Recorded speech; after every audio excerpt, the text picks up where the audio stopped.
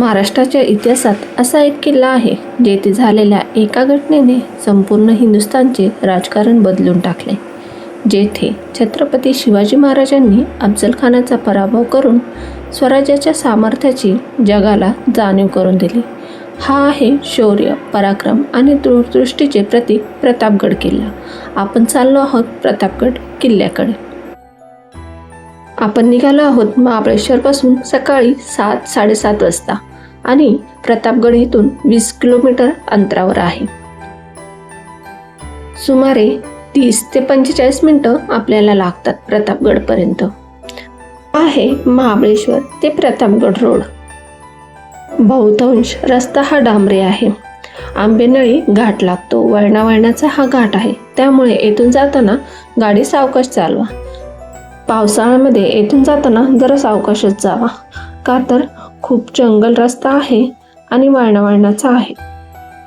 महाबळेश्वरच्या थंड हवेतून आम्ही निघालो आहोत महाराष्ट्राच्या इतिहासातील सर्वात महत्त्वाच्या किल्ल्याकडे. अवघ्या 20 किलोमीटरच्या या प्रवासात सह्याद्रीची अप्रतिम दृश्ये आणि इतिहासाची साक्ष देणारा हा प्रतापगड आपली वाट पाहतो. सह्याद्रीच्या कुशीत समुद्रसपाटीपासून सुमारे 1080 मीटर उंचीवर वसलेला प्रतापगड हा महाराष्ट्रातील सर्वात प्रसिद्ध दुर्गांपैकी एक आहे. महाबळेश्वरपासून सुमारे 20 ते 22 किलोमीटर अंतरावर असलेला हा किल्ला केवळ दगडाचा बांधकाम नसून स्वराज्याच्या इतिहासातील एक अमर स्मारक आहे. जसं जसं आपण या किल्ल्याच्या जवळ येऊ तसा हा किल्ला आपल्याला लांबूनच दिसायला चालू होतो.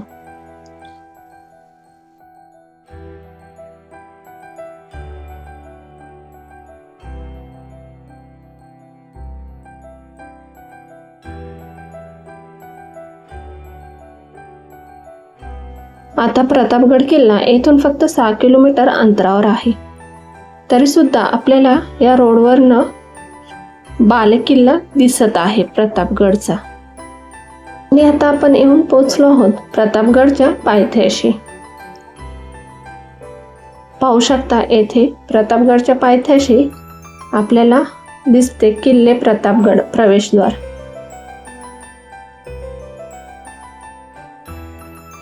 प्रतापगड हा किल्ला छत्रपती शिवाजी महाराजांनी 1656 ते 1658 या अवघ्या 2 वर्षाच्या कालावधीत बांधला. हा किल्ला 1659 मधील शिवाजी महाराज आणि अफजल खान यांच्यातील ऐतिहासिक लढाईसाठी प्रसिद्ध आहे.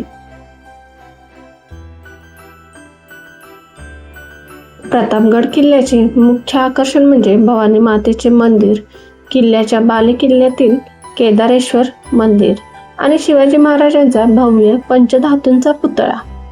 हे पाहण्यासाठी आपण येथे आलेलो आहोत. प्रतापगड हा सुमारे 3500 फूट उंचीवर वसलेला भव्य दुर्ग असून त्याचा विस्तार बालेकिल्ला आणि खालच्या किल्ल्यासह संपूर्ण डोंगर माथ्यावर पसरलेला आहे. आणि किल्ल्याचा आतील भाग हा 52 एकरमध्ये पसरलेला आहे पूर्ण. किल्ल्याच्या पायथ्याशी येथे मोठी पार्किंगची सोय सुद्धा उपलब्ध आहे.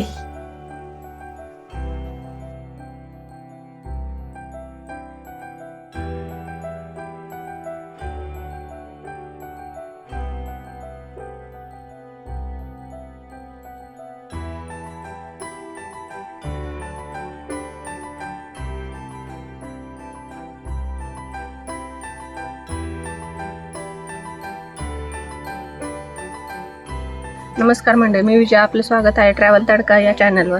आज आपण आलो आहोत प्रतापगड येथे. प्रतापगडचा इतिहास तर हा आपल्या सर्वांना माहितीच आहे. जेथे शिवाजी महाराजांनी अफजल खानचा वध केला त्याच्यासाठी प्रतापगड हा आपल्याला परिचित आहे.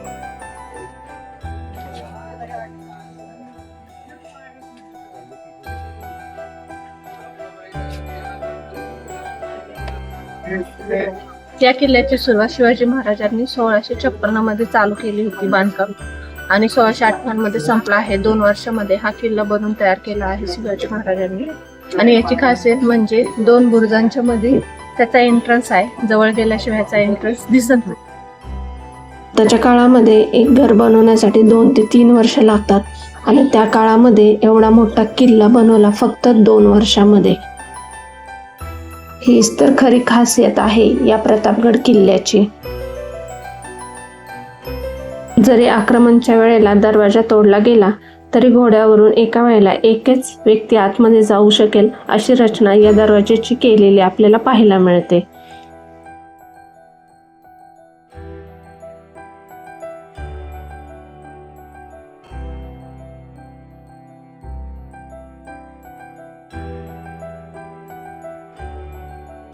पाहू शकता एंट्रन्स पाशी आल्याशिवाय आपल्याला हा दरवाजा दिसत नाही मेन. आणि या दरवाजाची रचना अशी केलेली आहे की यातून हत्ती आत जाऊ शकत नाही. दरवाजाची रचना ही लहान ठेवलेली आहे. आणि वरती पाहू शकता जर इथपर्यंत शत्रू आला तर वरून गरम तेल टाकून आपण इथूनच माघारी पाठवू शकतो शत्रूला, अशी रचना केलेली आहे. जे छोटे होल केलेले आहेत ते पाहू शकतो, त्यातून छोट्या पल्ल्याच्या तोफा सोडण्यासाठी त्याची रचना केलेली आहे.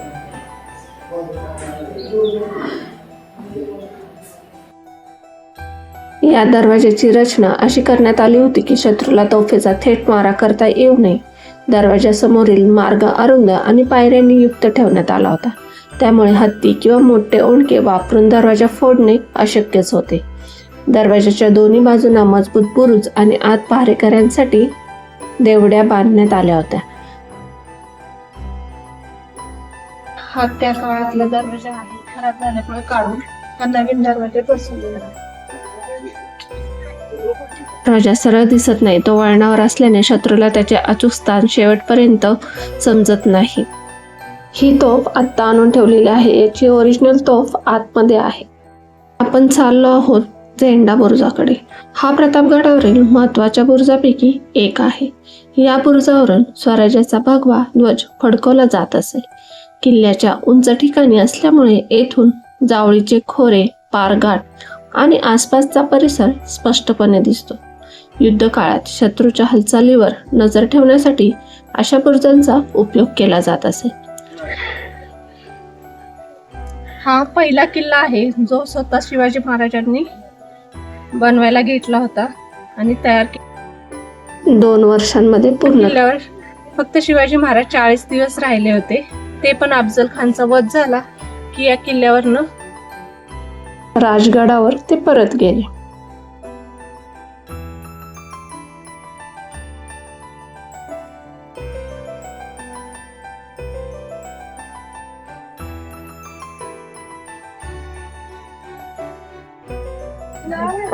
त्या काळामध्ये लाईटची सोय नव्हती, त्यामुळे हे अशा पद्धतीने रात्रीच्या वेळी दिवे लावण्यासाठी अशी सोय केलेली आहे किल्ल्यावर सगळीकडे. मित्रांनो, आता आपण उभे आहोत प्रतापगडच्या झेंडा बुरुजावर. पूर्वी याच ठिकाणी स्वराज्याचा भगवा अभिमानाने फडकत असे. या उंच ठिकाणाहून संपूर्ण जावळी, खोरे आणि सह्याद्रीच्या रांगा नजरेस सामावतात. अफजल खान शिवाजी महाराजांना मारण्यासाठी आला होता, त्याला शिवाजी महाराजांनी मारून त्याची कबर येथे बनवलेली आहे. पाहू शकता तेथे अफजल खानची कबर, अफजल खान बरोबर सय्यद बंडा त्याची कबर तेथे आपल्याला पाहायला मिळते. 2 कबर तेथे आहेत.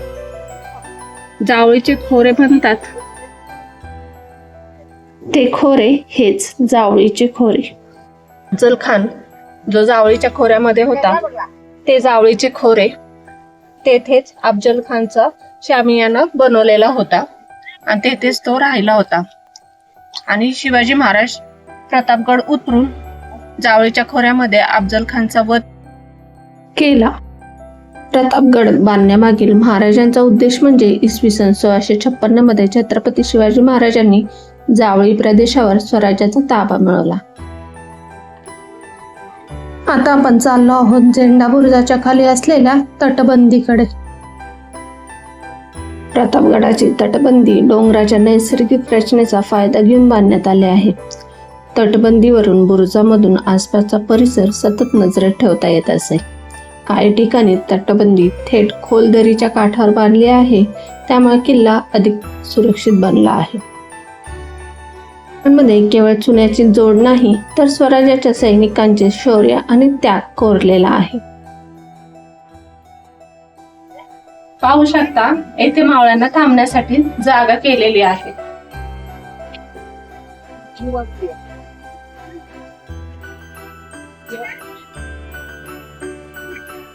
या तटबंदीवरून दरी आणि डोंगर एकत्र दिसतात. आता आपण झेंडा बुरुजाच्या इथे चाललेलो आहोत वरती. प्रतापगडचा झेंडा बुरुज म्हणजे स्वराज्याच्या अभिमानाचे प्रतीक. येथून दिसणारे दृश्य पाहिल्यावर महाराजांनी ही जागा का निवडली लगेच लक्षात येते. किल्ल्याचा झेंडा बुरुज हा उंच ठिकाणी असल्यामुळे येथून जावळीचे खोरे आपल्याला पाहायला मिळते. पारघाट आणि आसपासचा परिसर स्पष्टपणे दिसतो. युद्ध काळामध्ये सैनिकांवर नजर ठेवण्यासाठी झेंडा बुरुज खूप उपयोगी पडत होते. येथे उभा राहून किल्ल्याच्या तिन्ही साईडला आपल्याला नजर ठेवता येत होती. येथून आपल्याला खाली पार्किंग हे दिसत आहे. झेंडा बुरुज हा किल्ल्याचा नंबर 1 पॉइंट आहे, कारण या ठिकाणाहून आपल्याला सर्व किल्ल्यावर देखरेख ठेवता येत होती. हे आहे जावळीचे खोरे, प्रतापगडच्या इतिहासातील सर्वात महत्त्वाचा भाग. पूर्वी हा प्रदेश इतका दाट जंगलांनी भरलेला होता की मोठ्या सैन्याला येथे हालचाल करणे कठीण जात असे. महाराजांनी या नैसर्गिक भौगोलिक रचनेचा फायदा घेत अफजल खान विरुद्धची रणनीती आखली आणि इतिहास घडवला. जावळी खोऱ्यावर नियंत्रण मिळवल्यानंतर स्वराज्याची ताकद महाराजांनी मोठ्या प्रमाणावर वाढवली. आता आपण झेंडा बुरुजावर आहोत आणि आपण तिकडे भवानी मंदिर आहे तिकडे जाणार आहोत. किल्ल्याची रचना तुम्ही पाहू शकता कशी मजबूत अशी बनवलेली आहे. शत्रू येत असेल तर पाहण्यासाठी, तोफ उडवण्यासाठी येथे जागा केलेली आहे.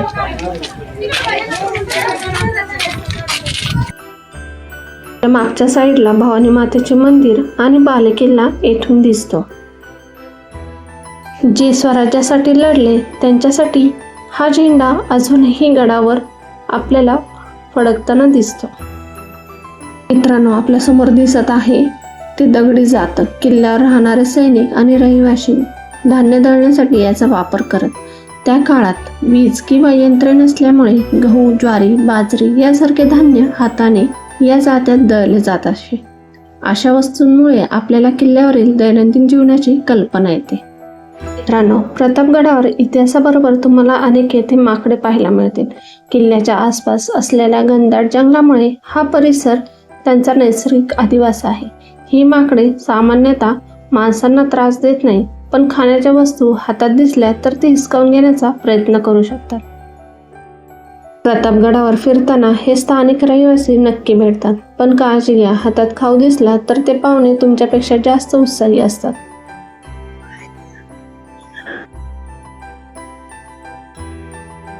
आता आपण जाणार आहोत भवानी माता मंदिर आणि बालेकिल्ल्यावर. येथे तुम्हाला प्रतापगडाचा पूर्ण मॅप येथे लावलेला दिसतो. या मॅपवरून आपल्याला पालखी मार्ग, मुख्य प्रवेशद्वार याची सर्व माहिती येथे समजते आणि कोणत्या दिशेला कोणते मार्ग आहेत तेही याच्यावरून समजते. त्याचबरोबर शिवाजी महाराजांनी अफजल खानचा वध केला याचे छायाचित्र आपल्याला येथे पाहायला मिळते. हा मार्ग आपल्याला दिसत आहे तो राजांना जाण्यासाठी मार्ग आहे आणि ह्या साईडचा मार्ग तो मावळ्यांना जाण्यासाठी आहे. आपण या मार्गाने भवानी माता मंदिराकडे जाणार आहोत. इसवी सन 1656 मध्ये छत्रपती शिवाजी महाराजांनी जावळी प्रदेशावर स्वराज्याचा ताबा मिळवला. हा भाग दाट जंगलांनी आणि उंच डोंगरांनी व्यापलेला होता. कोकणातून देशावर जाणाऱ्या पारघाटावर नियंत्रण ठेवण्यासाठी आणि नीरा व कोयना खोऱ्याचे संरक्षण करण्यासाठी महाराजांनी नवीन किल्ला उभारण्याचा निर्णय घेतला. या किल्ल्याच्या बांधकामाची जबाबदारी महाराजांचे विश्वासू मंत्री मोरोपंत त्र्यंबक पिंगळे यांच्यावर सोपवण्यात आली. हा तोच मार्ग आहे जो राजांना जाण्यासाठी राजमार्ग बनवलेला होता वरती किल्ल्यावर, आणि तो आता बंद आहे. त्याचे काम चालू आहे, त्यामुळे तो सध्या बंद केलेला आहे. आपल्याला आता जो दिसत आहे तलाव तो भवानी तलाव आहे. येथे पिण्याचे पाणी साचवले जात होते. 4 तलाव अशा प्रतापगडावरती आहेत. पूर्ण गडावर या भवानी तलावाचेच पाणी पिण्यासाठी वापरले जात होते. आता आपण चाललो आहोत किल्ल्याच्या दुसऱ्या टप्प्याकडे.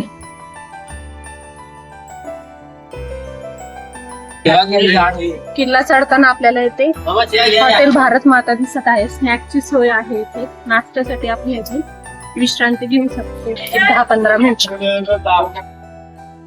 प्रतापगड 2 भागांमध्ये विभागलेला आहे. वरचा बाले किल्ला आणि खालचा झेंडा बुरुजचा किल्ला. वरच्या भागात महादेव मंदिर, पहारेकरी बुरुज आणि महत्वाच्या संरक्षण व्यवस्था होत्या. खालच्या भागात सैनिकांची वसा, दारुगोळा, साठवण आणि इतर लष्करी व्यवस्था होत्या. किल्ल्याचे स्थान इतके रणनीतिक होते की शत्रूच्या हालचाली दूरवरून सहज दिसत असत. आता आपण जाणार आहोत नगरखाना, भवानी माता मंदिर आणि दीपमाळ पाहण्यासाठी.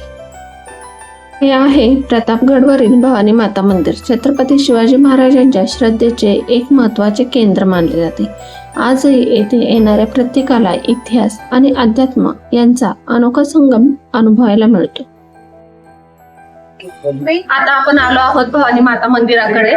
त्याच्या शेजारी आपल्याला इथे नगरखाना पाहायला मिळतो. नगरखान्याचा उपयोग याच्यासाठी केला जात होता, जर शत्रूंनी हल्ला केला तर नगारे वाजून किल्ल्यावर सावध करण्यासाठी नगारे वाजवत होते. येथे आतमध्ये हंबीरराव मोहिते यांची तलवार आहे.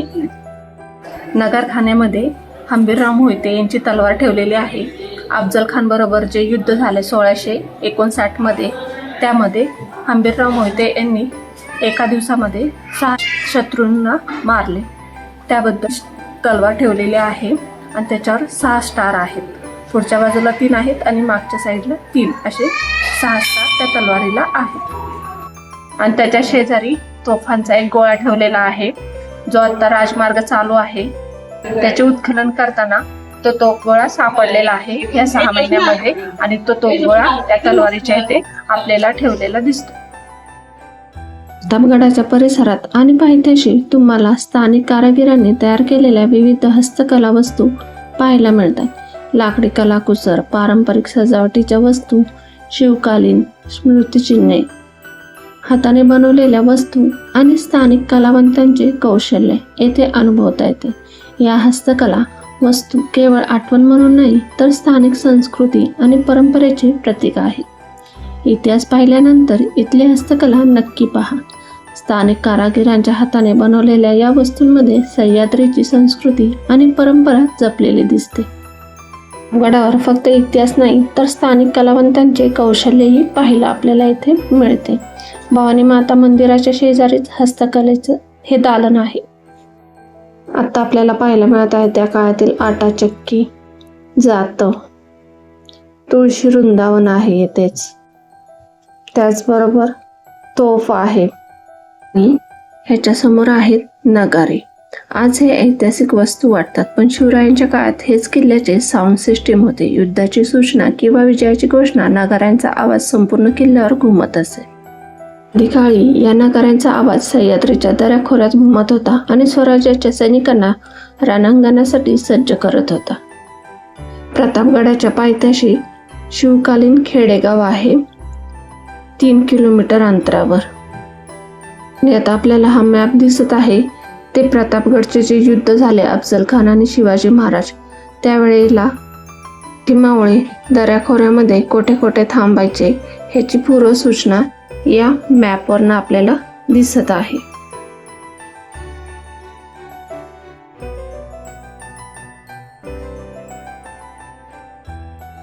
हस्तकला पाहून झाल्यानंतर आपण जाणार आहोत बाले किल्ल्याकडे. मंदिराच्या आतील व्हिडिओ आपल्याला घेण्यास परवानगी नाही, त्यामुळे व्हिडिओ घेतलेला नाही. हे भवानी माता मंदिराचे कळस आहे.